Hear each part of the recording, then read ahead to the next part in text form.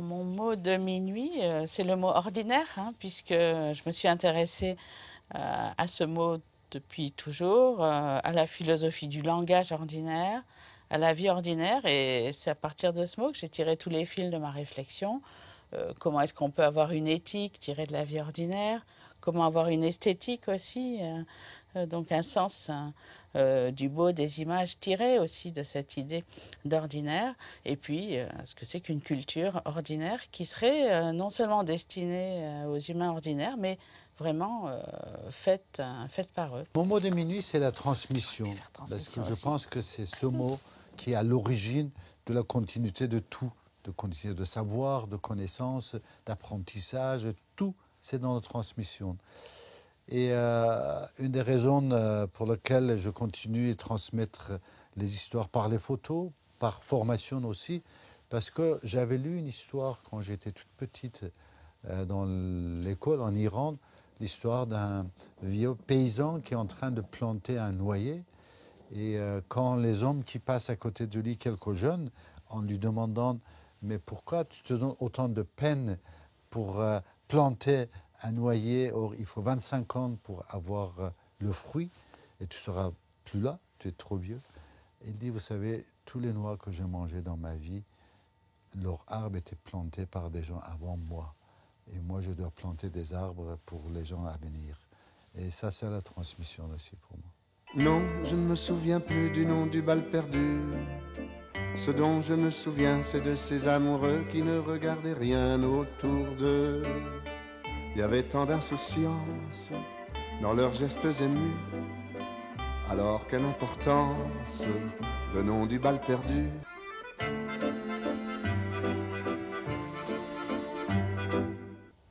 Mais comme nous le savons tous, il suffit d'une goutte de sang noir pour faire de vous un nègre. Je suis désolé si j'ai blessé quelqu'un en disant cela, mais je conseillerais à ceux qui sont aisément blessés par ce type de langage de quitter la salle d'audience et de ne pas revenir. Parce que la race et le racisme, comme je l'ai dit, sont au cœur de cette affaire. Soyons honnêtes les uns envers les autres, tout le monde dans cette salle a entendu dans sa vie le mot nègre un nombre incalculable de fois. Nous n'avons entendu prononcer sous le coup de la colère et par plaisanterie dans un discours ordinaire comme dans des propos enflammés. Mais ce qu'il est important d'admettre dans la déclaration que j'ai faite, qu'il suffit d'une goutte de sang noir pour faire de vous un nègre, c'est que l'horreur et la haine de ce qu'on appelait autrefois le croisement entre races faisaient partie du monde dans lequel Tom Cage a grandi. Même si le docteur Cage lui-même n'avait pas partagé les préjugés de nombre de blancs, et je ne dis pas que ce n'était pas le cas, car beaucoup de racistes blancs aimaient coucher avec les femmes noires. Ils savaient qu'ils vivaient dans une ville pleine de personnes ayant ces idées. Cette ville-ci. Et après une vie passée à se construire une réputation d'intégrité, jusque-là inégalée dans la ville, le docteur Cage n'a pu supporter l'idée que cette réputation vole en éclats, que ses enfants soient déçus, que la carrière politique de son fils soit ternie, que son héritage personnel soit détruit. Voilà, comme d'habitude, pour lutter contre l'immédiateté contemporaine, un gros livre à lire, 1000 pages, c'est un roman, un polar, Le sang du Mississippi, signé par Greg Iles, traduit de l'anglais par Aurélie Tronchet. Mais ce roman, contre l'immédiateté contemporaine, n'est pas le seul, puisqu'il y en a deux autres avant. Il y a Brasier Noir et il y a L'Arbre mort. Et c'est une magnifique trilogie sur le sud-américain de Greg Iles. On pourrait le comparer sans aucun problème à James Ellroy, par exemple. Une trilogie sur le sud-américain qui interroge plus globalement toute l'histoire des États-Unis avec comme marqueur central l'assassinat de Kennedy. Conseil de lecture, c'est chez Actes Sud. Sinon, c'est Des mots de minuit. En voici le sommaire. Le CV de Sandra Logier est long comme un jour sans pain et sa chaire est à la Sorbonne. Peu de théorie, mais un cours sur une philosophie de l'ordinaire du langage et de la vie, avec recherche sur la désobéissance civile ou la démocratie radicale. Et une addiction certaine, une attention toute particulière, un care, dirait l'autre, pour les séries télévisées de l'ancien monde et de tous les supports du nouveau.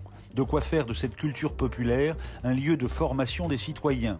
Elles sont, pour Sandra Laugier, outils d'éducation, d'apprentissage politique et moral. De quoi déculpabiliser du plaisir de feuilletons toujours mieux scénarisés et filmés, remarquablement en prise avec nos réalités de temps incertains. L'Iran, adieu, à feu et à sang. La révolution incarnée à l'origine par l'imam Khomeini n'en finit plus de produire ses effets et ses déceptions. Reza et Manocher Degati sont iraniens, photographes et forcés à l'exil. Ils nous donnent à voir 7 ans de photos d'un basculement, de l'enthousiasme d'un peuple aux dérives d'une république islamique.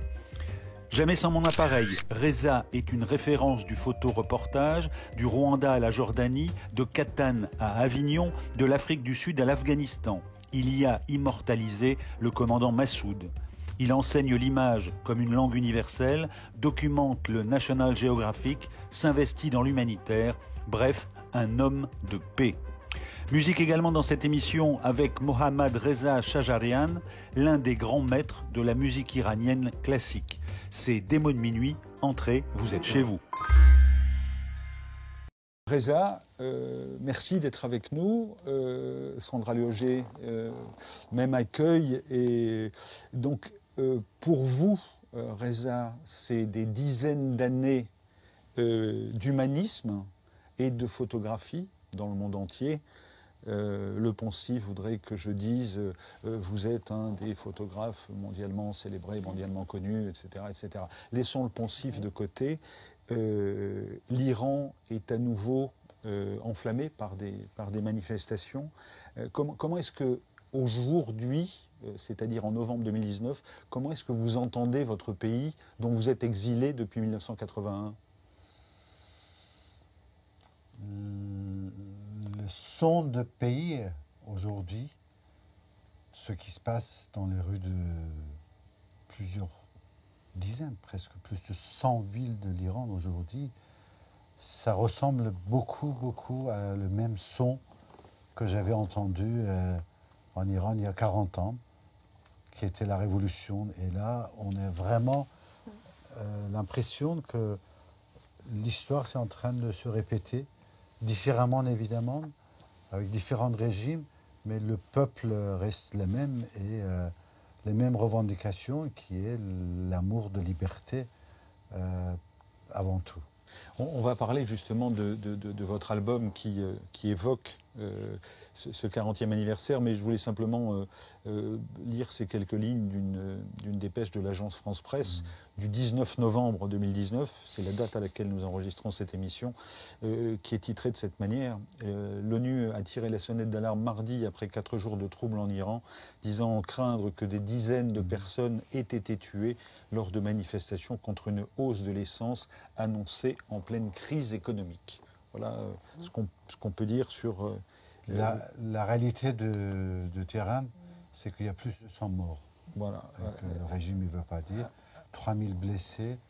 Et ce qu'on craint maintenant, c'est que comme ils ont complètement fermé Internet, c'est un phénomène rare dans toute l'histoire, c'est vraiment complètement fermé, ils sont en train de mener une politique de répression, d'arrestation massive des gens. Ils tuent à bout portant les gens. Donc ça, c'est vraiment aujourd'hui, je dirais que depuis quelque temps, l'Iran, il vit un des moments les plus noirs de son histoire. Et plus largement, la question est posée aussi de la violence de la répression policière, y compris dans les démocraties. La France en est une. Pour parler avec vous, Sandra Laugier, je me disais, avant d'évoquer votre livre « Nos vies en série », et là, pour le coup, on parle de la télévision, oui, mais plus largement de l'accès que nous avons via toutes nos prothèses aux séries, qu'elles soient américaines ou françaises. Oui. Je me disais, il y avait quelque chose que j'aimerais aborder avec vous. Vous êtes philosophe. Et donc, il y a un certain nombre de mots qu'on trouve dans votre parcours et dans vos repères philosophiques. C'est la désobéissance civile, par exemple. Et on peut prendre la photo, pour enchaîner avec Reza, la photo de cette Iranienne qui mais son voile au bout d'un bâton. Hein. C'est une photo qui a été prise en décembre 2018 à Téhéran, avant le début des manifestations. Et c'est un mouvement qui a été initié par une exilée iranienne aux États-Unis. Et donc je me disais, quand on parle de désobéissance civile, qui est un de vos thèmes philosophiques, qu'est-ce qu'on peut en dire ? Qu'est-ce qu'on peut en dire en Iran ? Là, on le voit bien avec cette photo de cette femme qui brandit son voile en disant « non, pas pour moi ». Mais qu'est-ce qu'on peut en dire ailleurs et globalement, y compris dans les démocraties ? Alors bien sûr, c'est une image magnifique hein, et qui veut vraiment exprimer justement une forme de désobéissance. Mais une désobéissance, et le mot est important, qui peut-être ne peut avoir lieu que en démocratie. Puisque dans d'autres pays, ça n'est pas de la désobéissance, ça va être de la révolte, de l'émeute hein, contre des régimes absolument autoritaires. C'est ce qui conduit parfois à dire que il n'y a pas besoin de désobéissance civile dans des démocraties où, en fait, on a de la chance de pouvoir s'exprimer. Mais en réalité, la désobéissance, c'est vraiment le résumé, l'expression de cette volonté à la fois de démocratie, hein, bien sûr, de liberté, mais aussi d'expression singulière des personnes qui pensent qu'elles ont le droit donc, de s'élever contre un gouvernement, une loi, quelle qu'elle soit. Et donc la désobéissance civile, et c'est cela qui m'a intéressée en effet très tôt en philosophie, parce que j'ai étudié aux États-Unis, je me suis beaucoup intéressée à la philosophie américaine, et en particulier à la philosophie américaine classique, donc Thoreau par exemple, celui qui a écrit sa désobéissance civile, Emerson, qui est aussi un grand philosophe américain qui prenait lui la confiance en soi. Et je crois que la base de la pensée politique, c'est vraiment cette confiance, l'idée qu'on peut avoir raison, même si on est tout seul, même si on est en effet en danger, donc face à une répression horrible. Je crois que tant qu'il n'y a pas cette confiance en soi, c'est très difficile en fait d'arriver à la désobéissance, à la révolte. De ce point de vue, on ne peut pas faire l'économie d'une question sur les gilets jaunes, évidemment, dont il faut dissocier la violence des Black Blocs. Il y a quelque chose là qui est double, qui se dit.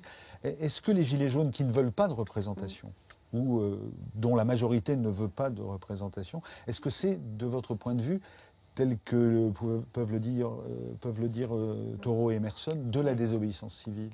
Alors, ça n'est pas exactement de la désobéissance civile, puisque la désobéissance civile, c'est vraiment désobéir explicitement, nominalement, à une loi pour qu'elle change. Alors, c'est en effet des changements que veulent les Gilets jaunes, mais ce n'est pas forcément occuper un rond-point, ça n'est pas strictement désobéir à la loi.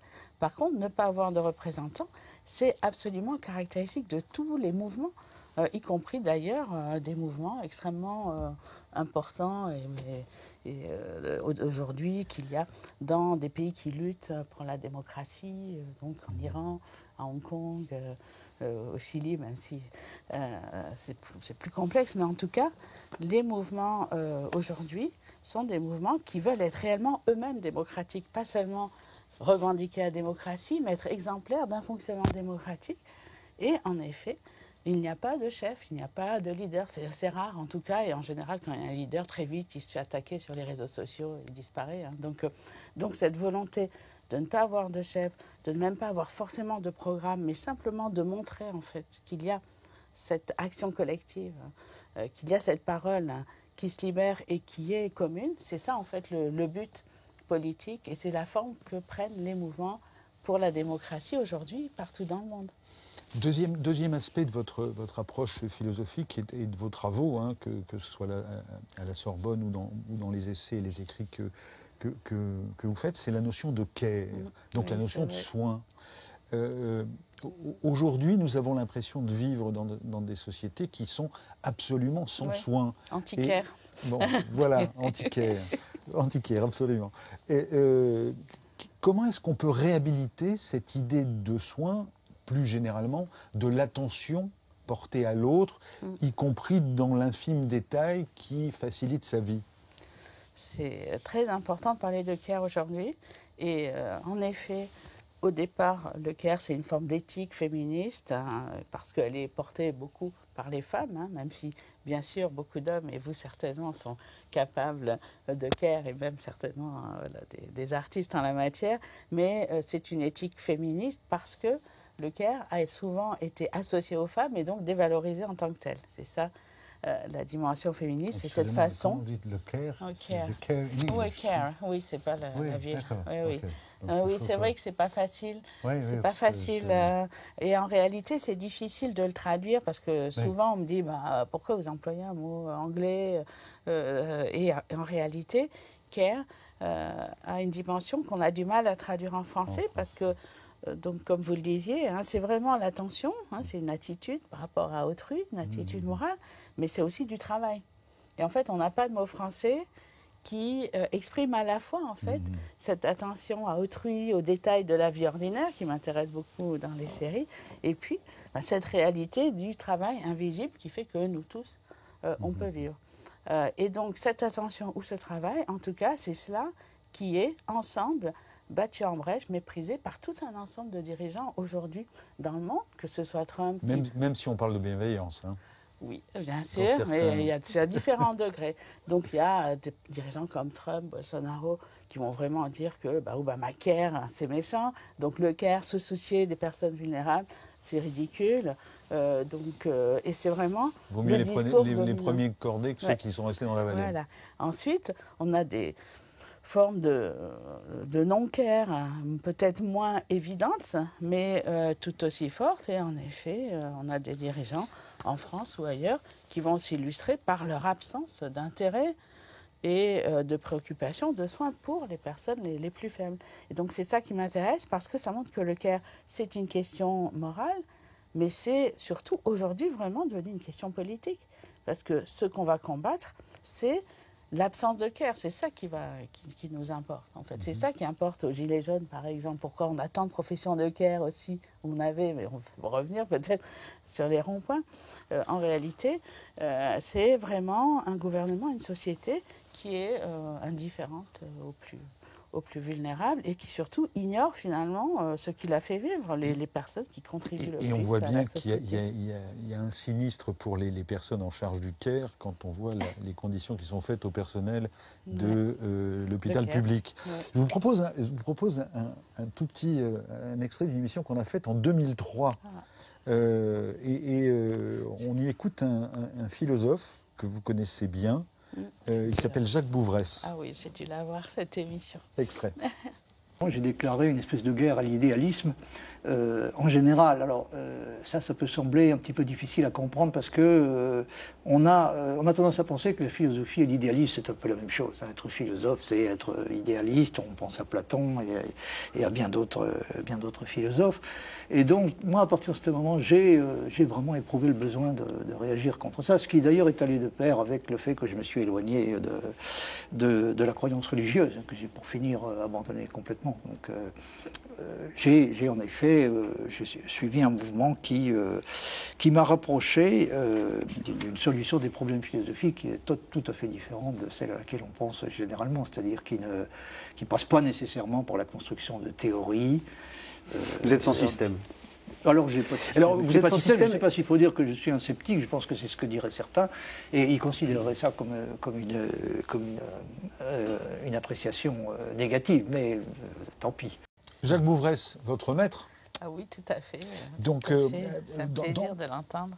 Dans vos références philosophiques, on a parlé de la désobéissance civile, on a parlé du care, et là on va parler de l'ordinaire, Oui. avec au-delà de Bouvresse, Wittgenstein. Bien sûr. Hein. Donc votre philosophie est basée non pas sur la théorie ou sur Platon, enfin vous préférez la vie ordinaire à Platon, enfin, schématiquement, hein, pour aller vite. Oui, c'est tout à fait cela. Hein. C'est même pas aller vite. Mais Jacques Bouvresse m'a vraiment beaucoup influencé là-dessus, et en particulier cet auteur Wittgenstein qu'on partage, puisqu'il a beaucoup écrit sur cet auteur. Moi aussi, parce que c'est vraiment l'auteur qui a expliqué comment en fait la philosophie devait revenir sur Terre, s'occuper des objets ordinaires, de la vie ordinaire, mais aussi du langage ordinaire tel qu'il est utilisé tous les jours et pas de grands concepts abstraits qui existeraient indépendamment en fait de leur utilisation par nous. Et donc pour moi c'est vraiment un grand principe et c'est une façon aussi d'aborder tous les objets. Par exemple, la morale, ça ne va pas être seulement des grands principes abstraits, mais ça va être ce qui est produit, exprimé, représenté dans beaucoup de nos œuvres d'art et de production culturelle. Donc c'est un changement radical dans la façon de penser. C'est en effet, comme le dit Bouvresse, le refus de l'idéalisme, mais c'est vraiment l'idée que les concepts vont quand même se retrouver, mais produits par des personnes, des activités. Wittgenstein, qui est mort en 1951, je crois, qui disait « c'est ce que les hommes disent qui est vrai et faux en même temps ». Donc c'était sa préoccupation, c'était vraiment le langage ordinaire. Ce qui nous amène naturellement à la série, à cette gabegie, mais vous n'allez pas accepté le terme, à cette énormité, en tout cas d'offres, que constituent aujourd'hui les séries américaines, mais pas seulement, ça a commencé aux États-Unis, mais aujourd'hui en France. Et donc vous faites aujourd'hui de la série un lieu sociétal important, puisque vous en faites un lieu de possible démocratie, un lieu de morale possible et de fabrication de l'humain et du sujet possible. Comment est-ce possible ? Alors, c'est vrai qu'on peut parler de gabegie, en tout cas de pléthore. multiplicité, de pléthore. L'offre en matière de série est devenue considérable et donc on a du mal à s'y retrouver. Et surtout, on a aussi des difficultés à penser ce que je propose, qui est de prendre vraiment les séries au sérieux et de les prendre au sérieux d'abord comme œuvre pour beaucoup d'entre elles, comme exprimant vraiment des idées morales, politiques, permettant des avancées, et également comme permettant une discussion démocratique, dans la mesure où c'est aujourd'hui le seul matériau culturel qui soit très largement partagé. Et symbolique de la entier. culture populaire. Alors c'est cela en fait, la culture populaire. Après, c'est pas seulement les séries, on peut parler de la musique, des chansons, de certaines images qui là, circulent. Vous parlez que notre vie en série, donc on va parler des séries. Oui. Avec une première manière d'en parler, 1999, 16 janvier 1999, on parle de Friends. Burbank, quartier où sont situés les mythiques studios Warner Bros, c'est là, du côté d'Hollywood, que se tourne la sitcom phare du studio, plus précisément au numéro 24, immense bâtisse dans laquelle décors, comédiens, équipe technique se côtoient tout au long de la saison. C'est là que chaque semaine, toute la petite famille s'active jour après jour pour apprendre, répéter et finalement jouer un épisode devant un public déchaîné et accessoirement devant une moyenne de 30 millions de téléspectateurs américains. On assiste ici à l'entrée en scène des 6 comédiens, applaudis par un public d'environ 500 petits vénards. Un épisode est conçu par un staff de scénaristes, bien sûr. Il est ensuite tourné, puis découpé et monté pour être mis en diffusion une semaine après sur la chaîne NBC. Là-bas, c'est le jeudi soir à 20h. Nos amis sont des citoyens modèles des années 90 qui galèrent, certes, mais alors très gentiment. Dans un New York de carte postale, il faut bien le dire, pas grave. Leurs histoires sont humaines, jamais méchantes, parfois même épicées. Un grain de déception précède une tonne de consolation. Alors vous parlez des séries, alors il y a plusieurs époques dans les séries, donc ça c'est plutôt l'origine, Oui. mais je vous lis et vous dites la chose suivante, l'intérêt des séries télévisées et leur force sont prioritairement dans leur capacité de formation morale et d'appropriation de la réalité.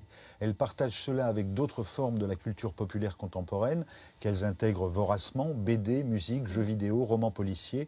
Elles sont des outils de démocratisation, pas au sens seulement de large mise à disposition d'émissions, mais de développement des capacités politiques de chacun. Donc un mot sur Friends, situons ce type de série, parce qu'aujourd'hui c'est encore beaucoup plus cinématographique que ça, évidemment, mais surtout cette idée que, alors qu'il y a tout un discours intellectuel ou philosophique qui dit que la série c'est un lieu de propagande, etc., etc. Mais pourquoi est-ce que vous dites que c'est un lieu de démocratie Alors, Friends... et d'appropriation morale, hein. Oui, bien sûr, mais Friends, ça n'est pas les débuts, hein, c'est 99, cet épisode, et c'est vraiment en fait un moment de tournant, hein. Les séries se sont vraiment développées, ont eu une grande ambition à partir de la fin du dernier siècle, et même une série comme Friends, qui est une sitcom, hein, avec des rires enregistrés, qui normalement n'est pas un critère de grande qualité pour une série, et une série qui a vraiment permis d'aborder toutes sortes de situations, hein, comme c'est dit là, un peu scabreuses, qui n'étaient pas abordées à la télévision, notamment pratiques sexuelles, de questions d'inégalité sociale entre les personnages. Et donc ça reste assez gentillé, mais c'est vraiment une série qui a déjà, justement, par la qualité de ses dialogues, hein, parce que c'est vraiment la question de l'écriture, hein, des dialogues qui fait la différence, hein, à partir des années 90. Mais c'est une série qui, malgré tout, a vraiment marqué ses spectateurs de l'époque, hein, les nombreux fans dont on parle là, et également qui intéresse beaucoup les jeunes aujourd'hui. Lorsqu'elle a été remise très récemment sur Netflix, elle a eu un succès extraordinaire. Ouais, et ça montre quand même qu'il y a quelque chose là d'assez profond dans l'attachement qu'elle suscite envers ces 6 personnages. Et c'est la première série qui a vraiment affiché en fait cela, en disant Friends, c'est des amis entre eux, mais c'est les amis, c'est vos amis, à vous spectateurs. Et les personnes sont particulièrement attachantes parce qu'ils sont ridicules, ils ont toutes sortes de défauts, et c'est ça en fait qui les rend attachants. C'est pas parce qu'ils sont des modèles intellectuels ou moraux, mais parce que aussi sur la durée, hein, puisque c'est 9 ans, il y a eu un attachement très fort des spectateurs à cette série. Donc là, on a en effet une ambition même. Pour une série comme celle-là, il y en a eu beaucoup d'autres, hein, qui ont été peut-être d'un plus haut niveau, même à la même époque. Une série comme Urgence, par exemple, était aussi très pensée, qui fait prendre conscience d'un certain nombre de problèmes de santé. Et voilà, de santé, d'inégalité en santé. Ou toutes les séries qui font prendre conscience du terrorisme ou de la menace terrorisme. Hein, et à cette époque... ou environnemental, Tchernobyl, Homeland. On a eu à l'époque, en 99, c'est aussi à la Maison-Blanche, par exemple, donc une série très politique. West Wing. De très grande qualité, West Wing, oui. Donc là aussi, hein, qui a représenté une sorte de modèle. Et donc, il y a vraiment, que ce soit dans The West Wing ou Friends ou d'autres séries très populaires à l'époque, comme Buffy contre les vampires, dont je parle beaucoup, il y avait vraiment le désir, l'ambition même d'une sorte de conversation partagée. Et c'est ça que j'appelle la démocratisation. C'est l'idée que la série télévisée, parce qu'on la voit très régulièrement, et à l'époque, il n'y avait pas de téléchargement, donc les gens regardaient vraiment pendant 9 ans. Maintenant, ils regarderaient ça en une semaine. C'est ce qu'ils vont faire. Et ils regardent, puisque les séries sont disponibles quand vous êtes abonné. Oui, sur des plateformes. En tout cas, il y avait vraiment une inscription dans la durée de la vie des personnes. Alors, je vous laisse poser une question, Reza, mais simplement, je voulais, sur ce point-là, qu'est-ce que... Si je vous donne le qualificatif abrutissant, autrement dit, au niveau de ceux qui font des séries pour faire de l'argent, et qui font des séries qui seraient des séries pour rendre le spectateur complètement abruti, vous dites que la série en elle-même, intrinsèquement, est quelque chose qui libère. Alors, je suis consciente que c'est paradoxal et en effet, ça peut susciter beaucoup de questions. Mais bon, d'abord, toutes les séries sont faites pour faire de l'argent. Tous les films aussi, y compris les films très ambitieux, de qualité. Donc, voilà, je sais pas, effectivement, Terrence Malick, il veut faire de l'argent aussi. Et les séries HBO, qui sont vraiment censées être ce que je veux dire, c'est est-ce que les fabricants, est-ce que les diffuseurs pensent à cette dimension démocratique, même si ils correspondent avec, où ils demandent de l'expertise de la CIA, de la police, le Bureau des légendes en France, par exemple. Oui, ils ont besoin de l'expertise, mais aussi ils ont besoin, et c'est ça ce que veut dire gagner de l'argent, ils ont besoin de plaire à un public. Et à un public qui est de plus en plus large, diversifié, donc avec des femmes, des personnes de ce qu'on appelle des minorités. Non, mais c'est pour votre question, en réalité, vouloir en fait s'adresser à un public très large, c'est forcément en fait avoir aussi une ambition démocratique. Parce que aujourd'hui, on a un moment où les Noirs vont pas se satisfaire d'être représentés pour ce que c'est que des histoires sentimentales par des Blancs. Le remariage. Et les homosexuels veulent pas s'identifier à des couples hétérosexuels dans leur série. Ils veulent en fait se retrouver. Et donc, même cette dimension en fait que vous considérez comme commerciale de fait, elle est aussi pour tous ceux qui écrivent les séries vraiment la prise en compte en fait de l'ensemble des publics qui sont concernés. Reza, vous vouliez poser une question. Oui, d'abord, c'est vraiment passionnant ce que vous dites sur les séries parce que personnellement, je n'ai jamais regardé des séries, mais il y a plusieurs raisons pour ça. Oui. Mais en vous écoutant... Il y en a que je vous déconseillerais. Non, mais en vous écoutant, j'ai peut-être un exemple qui pourra même vous intéresser. En Afghanistan, après la chute du Taliban, il y avait cette question de comment répandre le respect de loi. Et tout ce qui est loi, il donne aux citoyens comme devoir. Par quels moyens? Et l'association que j'ai créée en Afghanistan, nous avons fait la première série télévision pour la télévision afghane et qui a marché mais incroyablement bien. C'était 30 épisodes et l'héroïne, c'était une femme qui était juge. Vous voyez ce que je veux dire? On avait tout trouvé. Une femme juge et que chaque fois, il y avait un des phénomènes qui se passe dans la société qui était mis devant la justice. Et c'était la meilleure façon d'apprentissage de loi, de justice pour le peuple. D'ailleurs, vous connaissez les séries, donc c'est certainement la plus intéressante. Mais ce qui est extraordinaire, c'est qu'il avait un tel succès que les autres ont montré ça. Il n'y a jamais eu ni fusillade, ni les suicides, rien du tout. Tout le monde savait que ce moment-là, tout le monde est devant la télé, il regarde. Donc c'était bien une appropriation. C'est un magnifique exemple, puisque ça montre que si aujourd'hui on veut faire passer un message politique important, en réalité ça va être la série qui va être peut-être le meilleur support. Et heureusement, la plupart des séries, je ne sais pas par quel miracle, ont cette dimension politique, progressiste, démocratique.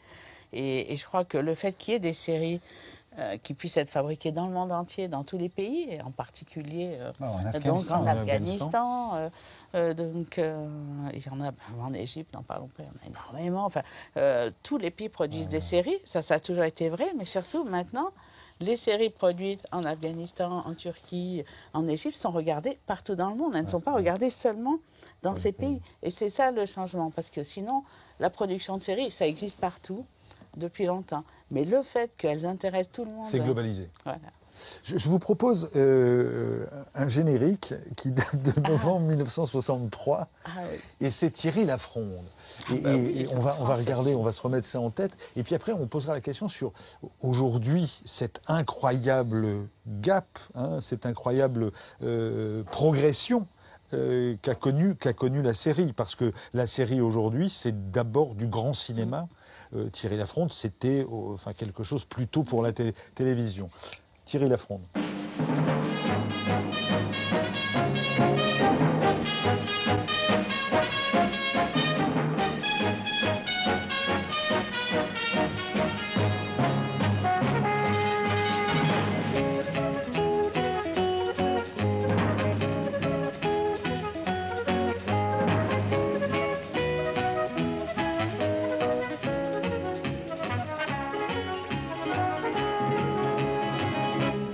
À l'époque, ça s'appelait feuilleton.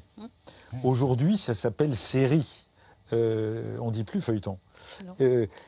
Qu'est-ce que c'est que la série aujourd'hui? C'est-à-dire, est-ce que... Alors, vous faites référence à Cowell, qui est un Américain qui a travaillé sur le cinéma des années 30-40, hein, voilà, et qui, lui, fonde enfin, qui parle du cinéma populaire comme étant vraiment le lieu d'apprentissage de sa propre vie, hein. Donc, c'est intéressant que ce soit cette référence-là, mais par rapport à Thierry Lafronde, par rapport à ce qu'est aujourd'hui les séries, bon, vous citez par exemple The Americans, hein, qui pour vous est la série emblématique du siècle, des espions du KGB qui vivent une vie de citoyens américains ordinaires aux États-Unis. Ils tuent des Américains et pourtant...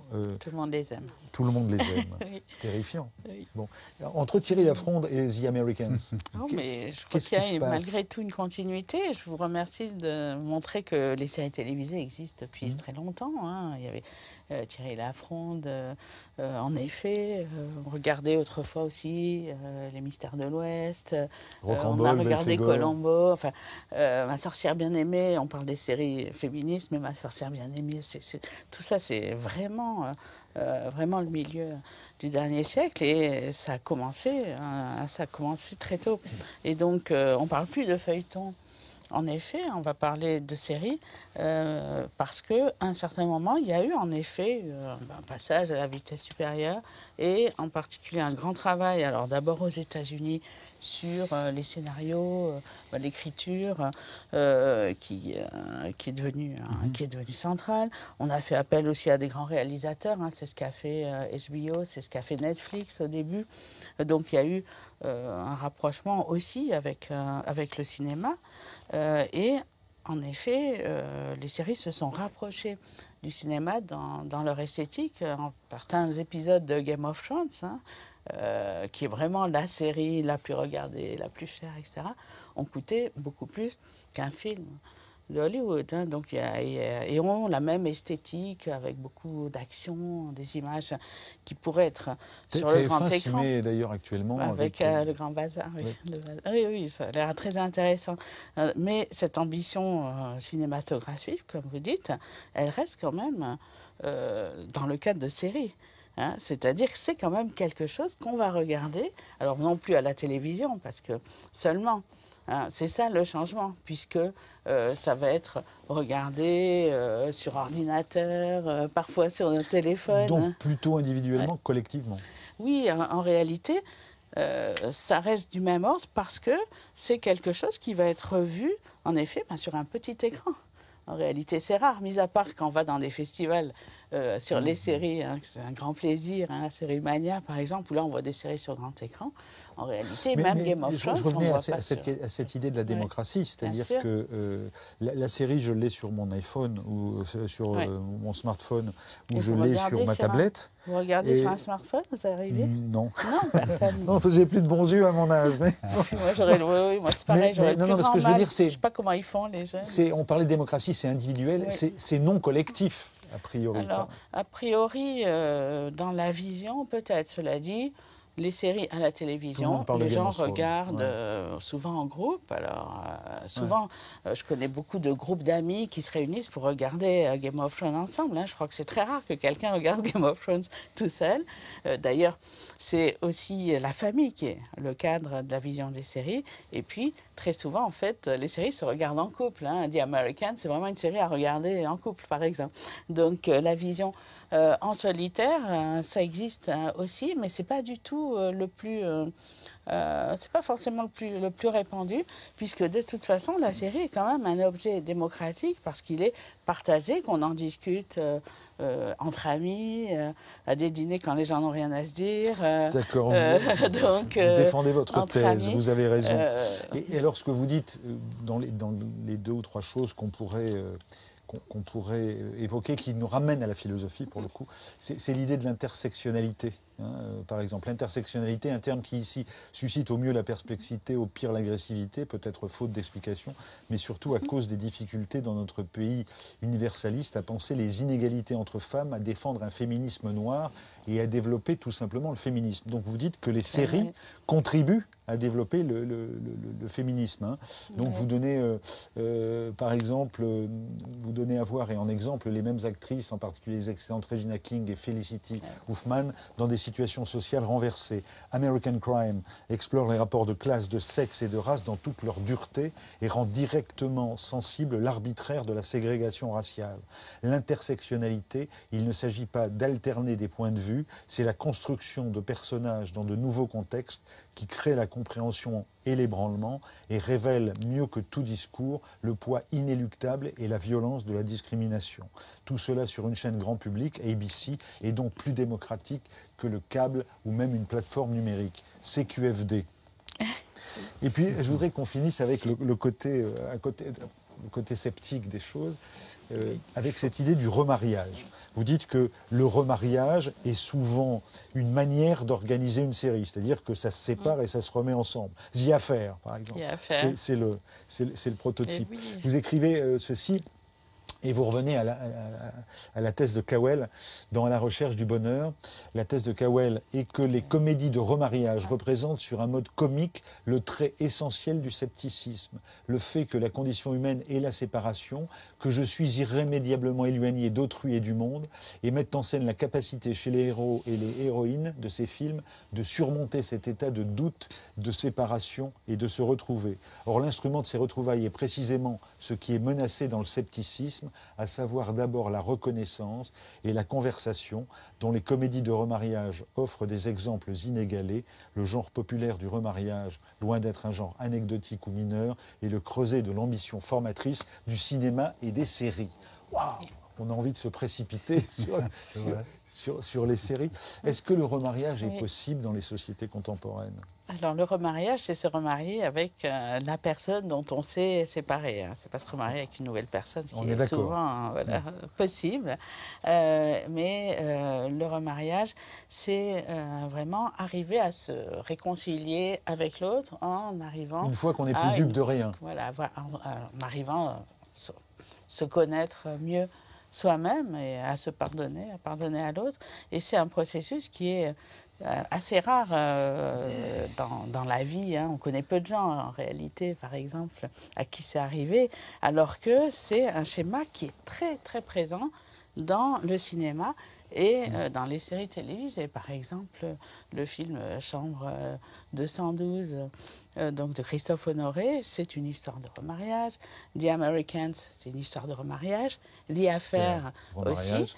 Donc l'idée finalement qu'il faut se disputer et s'éloigner, perdre l'autre, hein, c'est ça la dimension du scepticisme, pour arriver en réalité à se remettre ensemble, à retrouver une proximité avec sa propre vie, avec le monde, c'est quelque chose qui est très structurel dans le cinéma. Et c'est quelque chose que l'on va retrouver dans les séries, mais pas au même degré. Est-ce que vous acceptez l'idée du happy end? C'est antinomique avec votre thèse?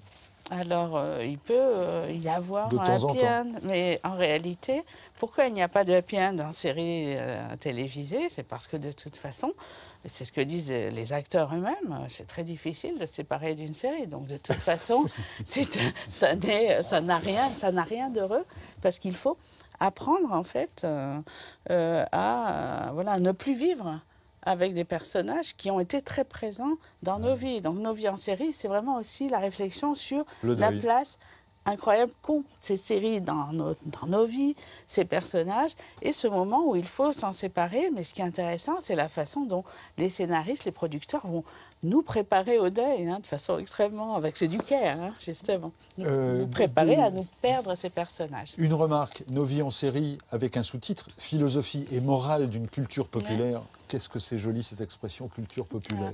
Et puis, peut-être un tout petit mot pour terminer sur la couverture de votre livre. Donc, on a l'impression que c'est Les Servantes écarlates. Oui. Hein, c'est Margaret Atwood. Ça renvoie donc à l'ouvrage et à la série maintenant, donc inspirée de Margaret Atwood, donc, qui représente cette culture, ce pays absolument horrible où les femmes sont réduites en esclavage, et en particulier des servantes habillées de rouge sont chargées de produire des enfants pour la classe dominante.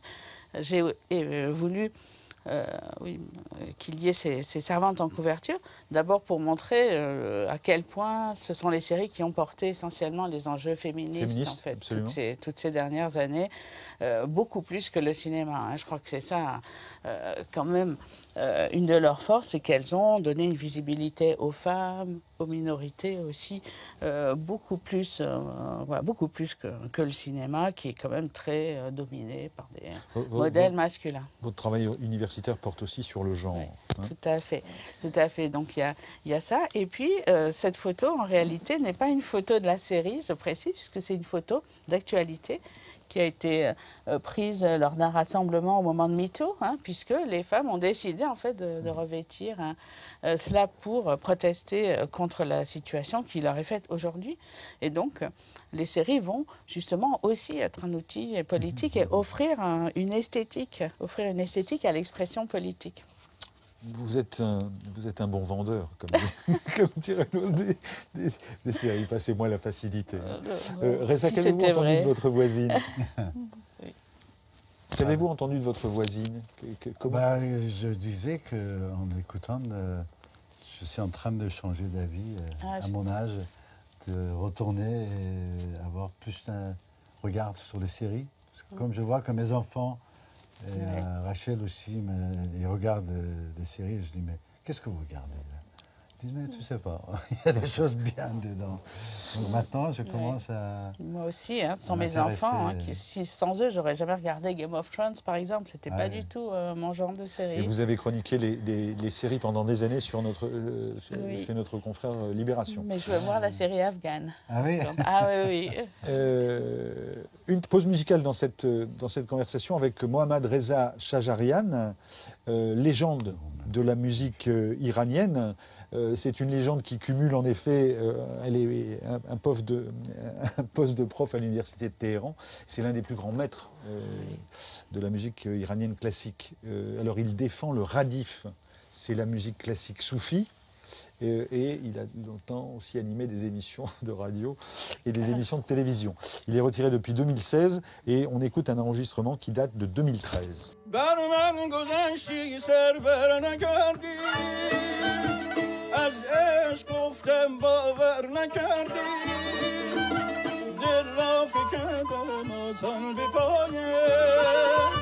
سودای مهرش در سر نکردی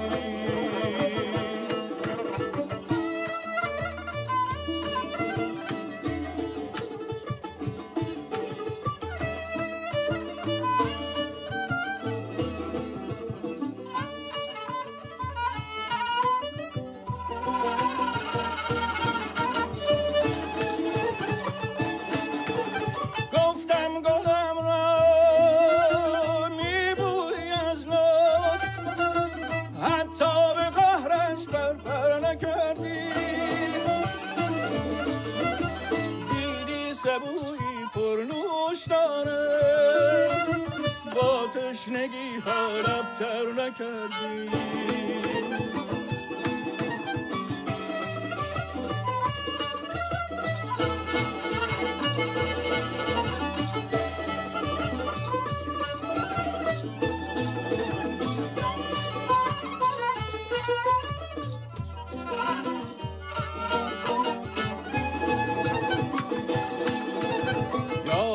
به هر شعر منظور من بود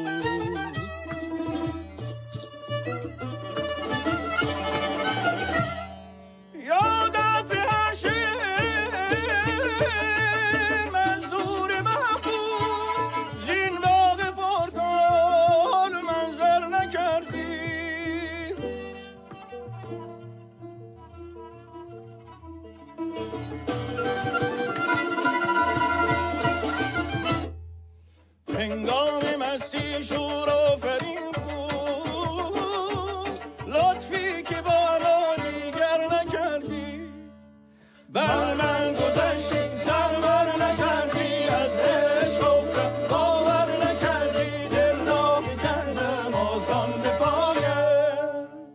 Reza, Grand maître.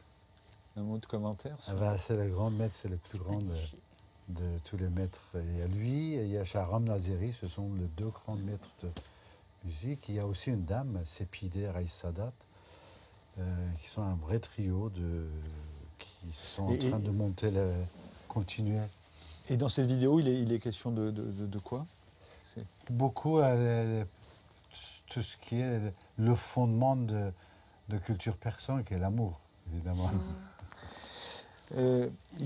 Chez vous, il y a l'amour de la photo, évidemment. Et cet album, Iran, Rêve et Dérive, Reza et Manocher Degati, avec des textes de Rachel Degati, qui est votre épouse. Hein. Et Manocher, c'est votre frère. Absolument. Votre frère puîné. Hein. Ouais. Vous êtes l'aîné. L'un comme l'autre, vous avez connu l'exil, vous en 1980, lui en 1985. Et dans cet album, vous revenez sur la révolution iranienne. On mettra aujourd'hui, par rapport à ce qui s'y est passé, le terme entre guillemets. Hein. Et je trouve que les photos qui sont dans ce livre constituent les guillemets de la révolution iranienne. Pourquoi est-ce que, de cette manière-là, pour vous, alors que vous êtes engagé sur des fronts importants, on a parlé tout à l'heure des séries que vous faites dans des pays où la vie politique est compliquée, pourquoi est-ce qu'il fallait marquer le 40e anniversaire de cette manière-là?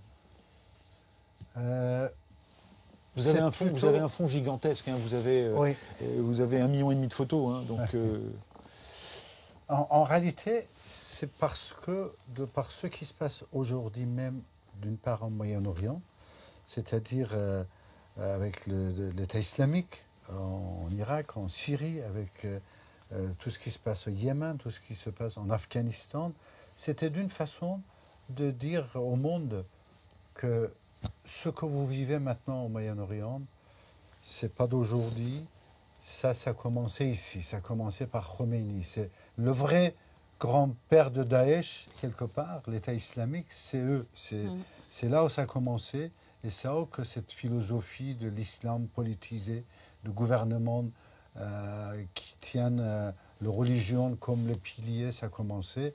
Et, donc, c'était l'importance pour moi, au départ, pour nous, enfin, pour mettre ce livre en avant, c'était ça. C'était de faire réfléchir les gens, parce qu'il y a quand même 40 ans, il y avait plus de moitié du monde qui applaudissait l'arrivée de Khomeini aussi.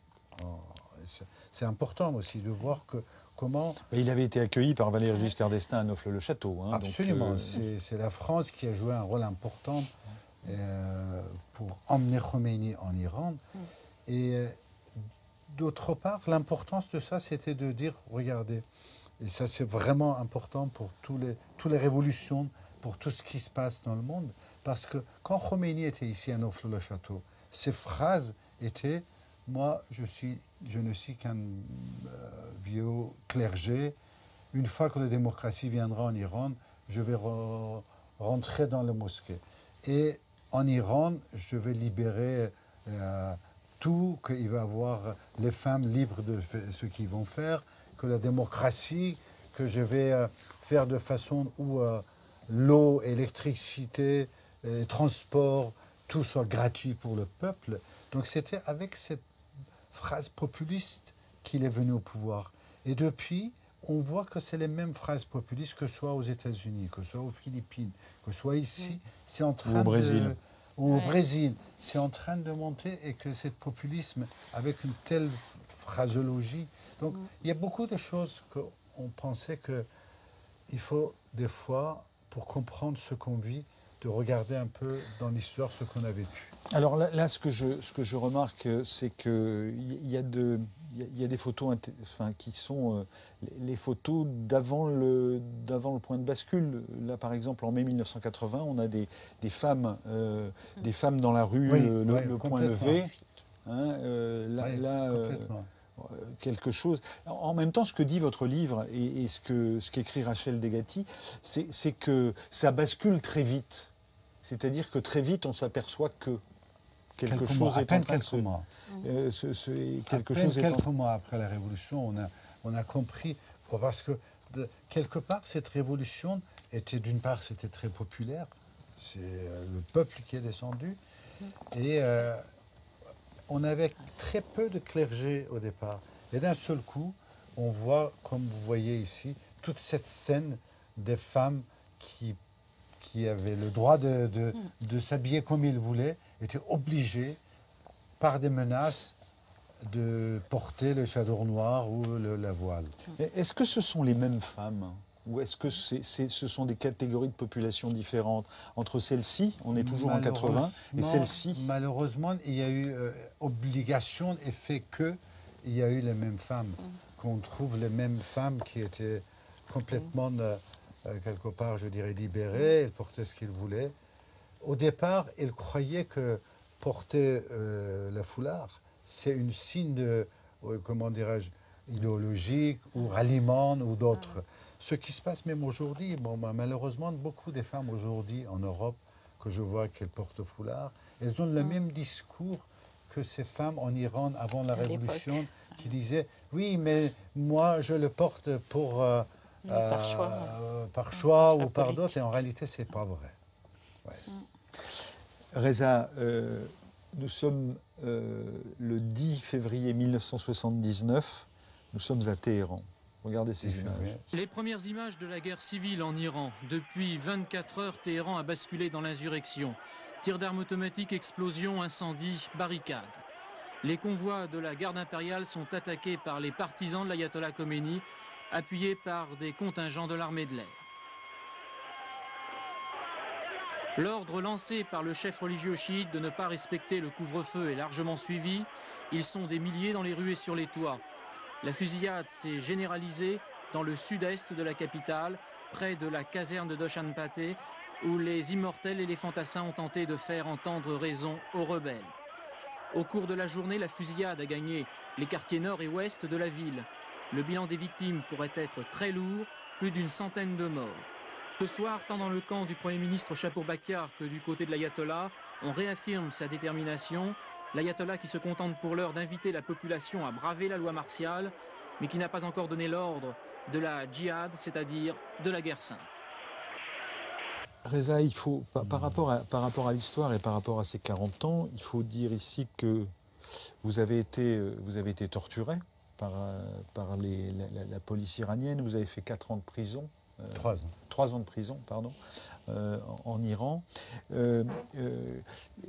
Pourquoi est-ce que les deux frères ont à ce point été photographes? Alors je sais qu'il y a l'idée de l'oncle qui donne un appareil photo alors que vous êtes très jeune, etc. Mais pourquoi est-ce que les deux frères se sont mis à vouloir témoigner? Et c'est intéressant parce que dans votre livre, on voit bien, il y a 2 parties, en tout cas il y a une évolution. Vous êtes tous les deux, et puis les dernières photos sont les siennes, parce qu'il était encore en Iran, alors que vous étiez déjà en exil. C'était presque comme un devoir pour nous de témoigner. Moi, si je suis venu à la photographie à l'âge de 13 ans, j'ai commencé à faire la photo.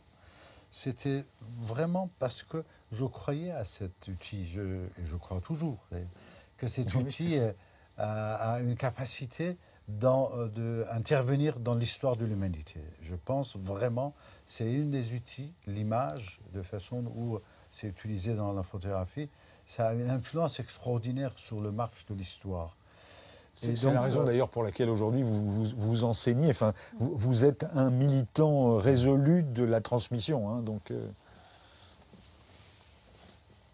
donc cet outil, dès le bas âge, pour moi, c'était vraiment quelque chose d'important et je l'ai suivi.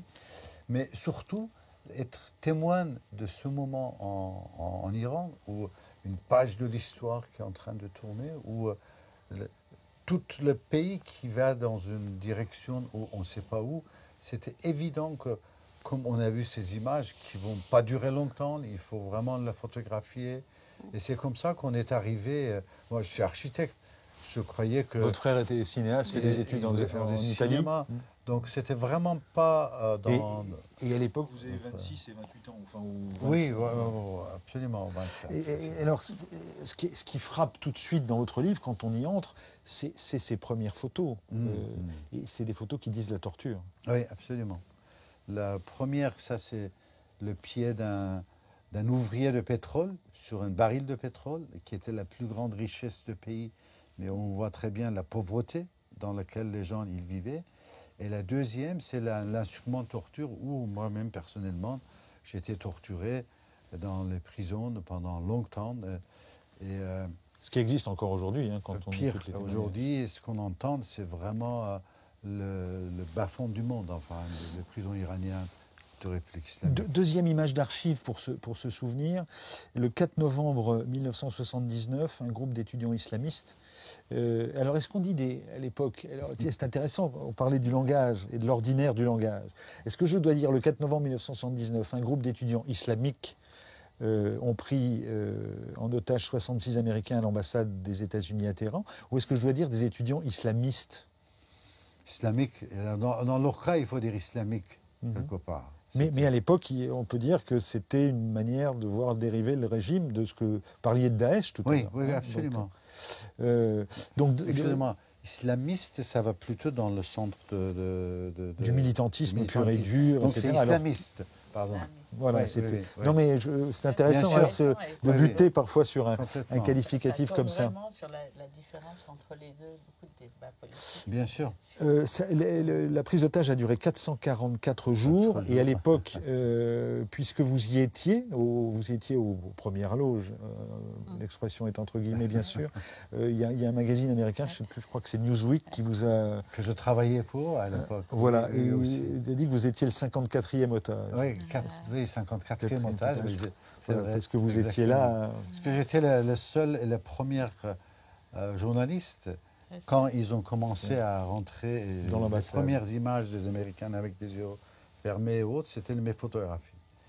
Et après, je suis resté constamment jusqu'à la fin pour couvrir ça. Image.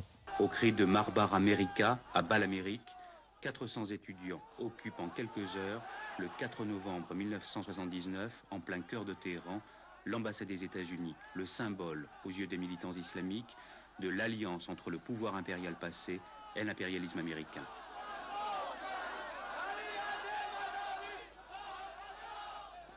« 63 diplomates se trouvaient à l'intérieur. Ils allaient être l'enjeu du chantage le plus long de l'histoire des relations internationales, leur vie, en échange de l'extradition du Shah qui se trouvait alors en traitement contre le cancer dans un hôpital américain.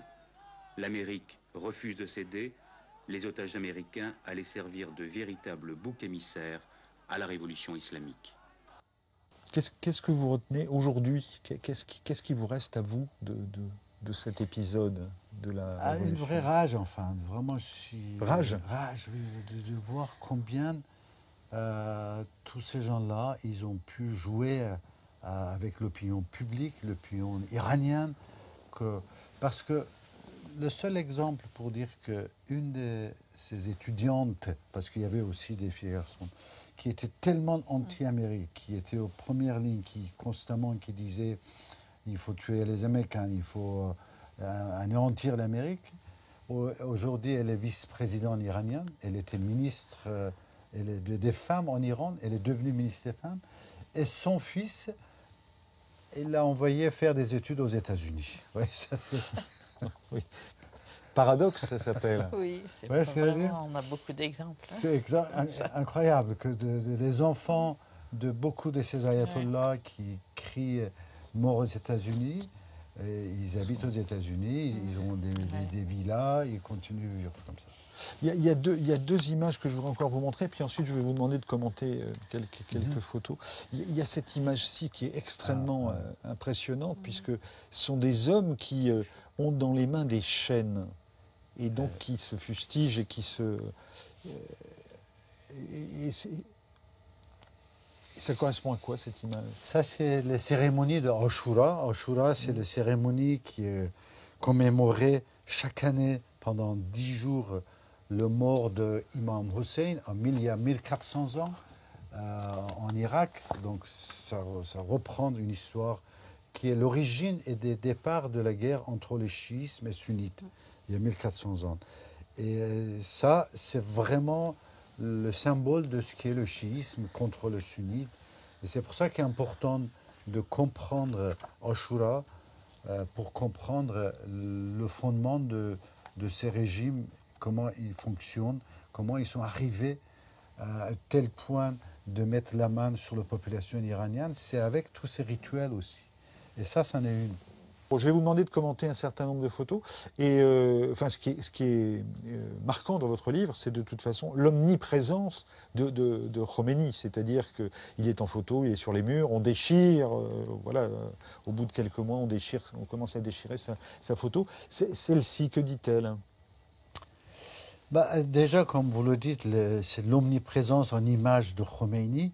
C'est quand même assez contradictoire avec tout ce qui est dans l'islam, où l'image est interdite, où on ne peut pas montrer l'image des gens. Mais quand ça vient à l'utilisation pour des femmes politiques, on peut le faire. Et c'est partout. Et c'est exactement le fondement de ce qui est dans cette histoire des mollahs, où ils disent on peut mentir pour atteindre notre but. Et cette image de Khomeini qu'on voit sur son lit, c'est un moment où il est malade, tout le monde dit qu'il est mourant, et on le cherche partout. Et finalement, j'arrive en passant dans l'hôpital et en déjoignant tous ces gens, et avec mon appareil qui est prêt. Et à un moment, il y a une porte qui est ouverte, je ne vois pas ce qu'il y a, il y avait une contre-jour. Je fais une photographie, une seule photo.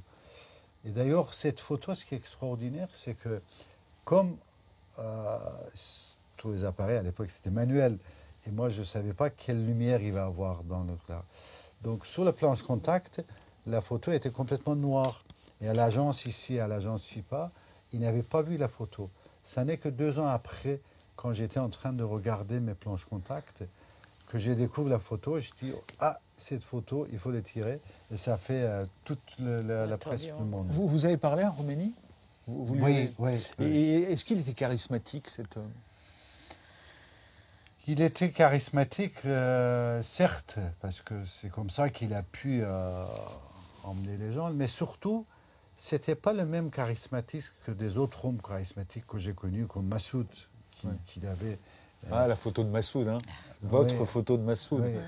Lui, on sentait qu'il a une conscience que comment il faut que je réagisse pour devenir charismatique. Vous voyez, c'était ça un peu. Et c'était constamment, il était constamment dans cette position. Comment je dois parler, comment je dois regarder, comment je dois agir. Cette autre photo, qu'est-ce qu'elle dit ? Elle arrive. Ouais, ça, c'est exactement cette étudiante islamiste dont on parlait. C'est eux qui ont pris, c'est elle parmi ceux qui ont pris l'otage, les Américains. Ouais. On est à l'intérieur de l'ambassade américaine. Et ce qu'on voit derrière, c'était des grandes fresques artistiques, des affigies qu'ils mettaient à l'intérieur de l'ambassade pour montrer que l'Amérique était celui qui faisait jouer le Shah d'Iran et le régime iranien.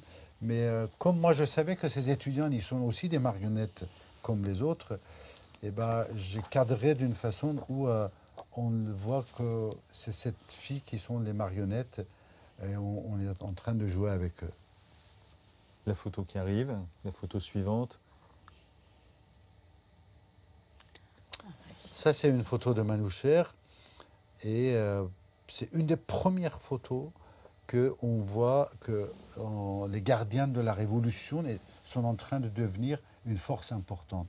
Avant ces moments-là, on disait gardiens de la Révolution, c'était des petits jeunes, des milices, d'autres. Mais aujourd'hui, on sait que les gardiens de la Révolution, c'est une des plus grandes armées qui gère le pays. Enfin, c'est eux qui gèrent l'économie et tout. Et là, c'est une des premières fois qu'on voyait ces gardiens de la Révolution et surtout cette marché sur le drapeau américain qui est devenu très à la mode. C'est une photo qui date de février 1983. Absolument. La suivante sont les enfants militaires, me semble-t-il. Ouais, ça c'est au tout début de guerre Iran-Irak. La guerre Iran-Irak. La guerre Iran-Irak, et que le régime était en train de préparer les enfants aussi, par tous les moyens, dans les écoles. On leur donnait des cours militaires. Dans les télévisions, il y avait des cours spéciaux pour les enfants de militarisation. Et dans toutes les manifestations, on les mettait en avant. D'ailleurs, ce qui était terrible et qu'on n'a pas beaucoup suivi, c'était pendant cette guerre Iran-Irak, des dizaines de milliers d'enfants étaient envoyés au front. Et une grande partie, ils servaient les soldats, mais aussi, on a su après qu'ils étaient envoyés devant les soldats pour marcher sur les mines, pour que les mines éclatent, que l'armée puisse arriver après. Et ça, c'était quelque chose qui était très dur d'apprendre et comprendre. Ils faisaient rouler les enfants dans le champ de mines en disant « tu vas rouler ça ». Comme ça, s'il y avait des mines, elles étaient éclatées et l'armée d'arriver après ça.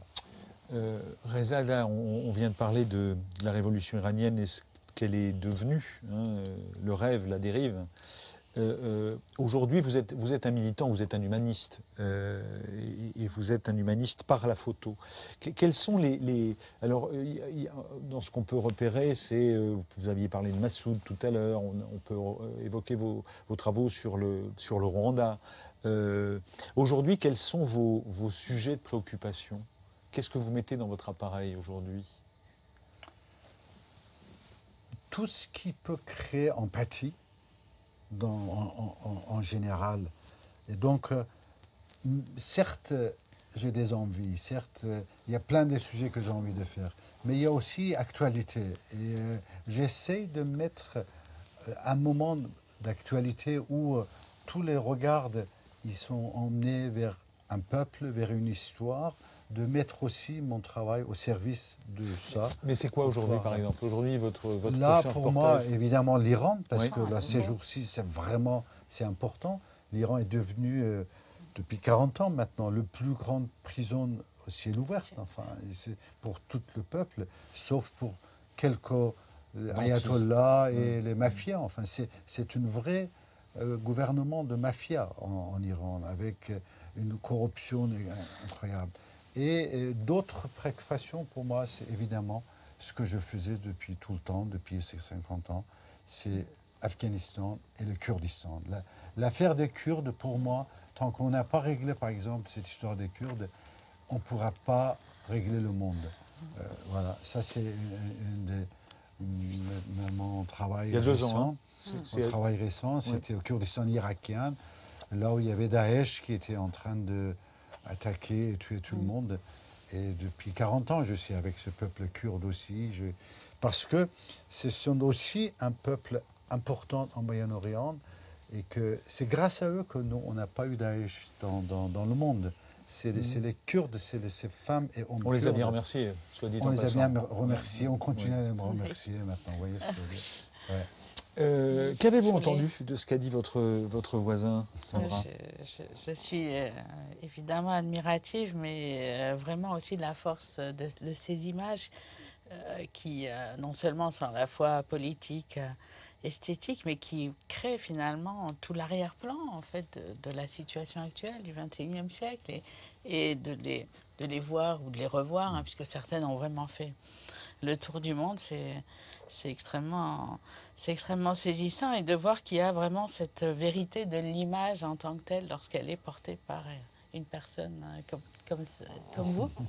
Dans une époque où on parle tellement maintenant de fausses nouvelles, de fausses images, etc., d'avoir vraiment cette justesse de l'image, c'est quelque chose qu'on oublie. Et puis, sur un plan là, plus futile, qui est mon registre aussi aujourd'hui, je sais à quel point toute cette histoire, toute cette région est l'objet vraiment infini de créations télévisées, cinéma, l'ambassade de Téhéran, il y a eu un film, nos vies en série, même là-bas. Il y a bien sûr voilà, le Bureau des légendes, Homeland, s'est occupé de donner sa propre vision de ce que vous décrivez. Est-ce que vous aviez un objet avec vous? Ouais, j'ai toujours un objet avec moi. Mais quelque part, cet objet, si je voulais vous dire, Ça fait quoi? Depuis l'âge de 13 ans, j'ai 67, 54 ans. Sauf les moins de 3 ans de prison. Voilà. Ça fait 51 ans que j'ai toujours ça à la main. Donc, c'est plus un objet quelque part, ça fait partie de mon corps. Mais j'ai toujours avec moi, en plus de ça, des livres de poésie. Et c'est ça qui m'aide aussi. Dans tous les voyages, dans toutes les guerres. Vous en avez un là d'ailleurs. Oui, j'avais emmené. Ça, c'est une de mes poètes préférés. C'est Hafez. Hafez de Shiraz, qui parle que de l'amour et l'humanité. Hafez, il y a évidemment Rumi, Hafez, Khayyam, Saadi, tous ces poètes. Neruda, Paul Éluard, Rimbaud, tous ce sont des poètes qui m'aident aussi de continuer dans ces moments difficiles. Que je ne lirai pas parce que c'est écrit en farsi. Oui, mais on ne fait pas. Mais... je ne traduirai pas. Voilà. Merci Reza. Merci beaucoup Sandra Logier. Merci à tous les deux à la fois de nous avoir emmenés et en Iran et dans l'univers plus démocratique qu'on aurait pu imaginer avant cette émission. Des séries. Fin de cette émission, donc on se retrouve bientôt. La peine de mort n'a toujours pas été abolie aux États-Unis, ni en Iran d'ailleurs, et quelques autres endroits dans le monde. Et par ailleurs, il y a toujours surpopulation dans les prisons françaises. À bientôt. Non, je ne me souviens plus du nom du bal perdu. Ce dont je me souviens, c'est de ces amoureux qui ne regardaient rien autour d'eux. Il y avait tant d'insouciance dans leurs gestes émus. Alors quelle importance le nom du bal perdu.